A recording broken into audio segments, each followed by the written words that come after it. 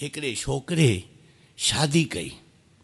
शादी जो कई त हुनखे ख़बर न हुई इनक्वारी के कंदा आहिनि के न बि कंदा आहिनि।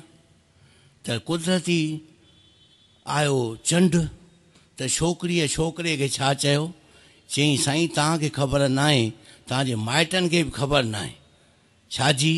चई मूंखे महीने महीने ईंदी अथव जुजकी। छा ईंदी आहे? जुजकी। चई हुन में छा थींदो आहे? चई जेके बि घर में भाती हूंदा आहिनि मां डंडो खणी करे हुनखे कुटींदी आहियां। त इहो भातियुनि खे ख़बर पई त हे जेको चंडु अचे थो उन में असांजे नुंहं खे ईंदी जुजकी ऐं कुटींदी। तंहिंखां ज़ाल मुड़ुसु चङा आहिनि घर में ऐं भाती सभु हलिया विया मथो टेकण।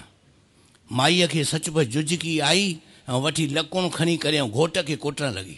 उहो वीचारो कंहिं महिल हंधनि जे पेटीअ में लिके, कंहिं महिल ॾाकण में लिके, कंहिं महिल रंधिणे में दर ॾेई छॾे, मतिलबु ॾाढो दुखी थियो।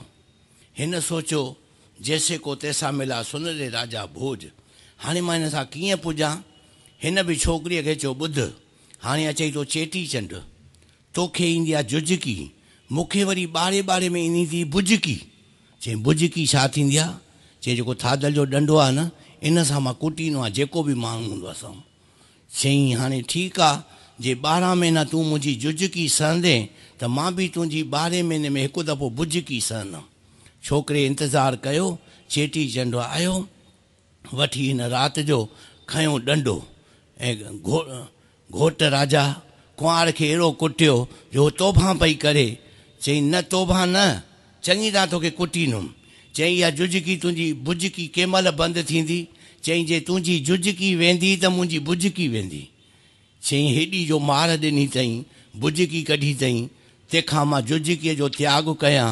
घोट जो चयो मञई त चए पई मां तोभां कई, वरी मां न कंदसि ऐं मुंहिंजी जुजकी वई। चई जे तुंहिंजी जुजकी वई त मुंहिंजी बि बुजकी वई।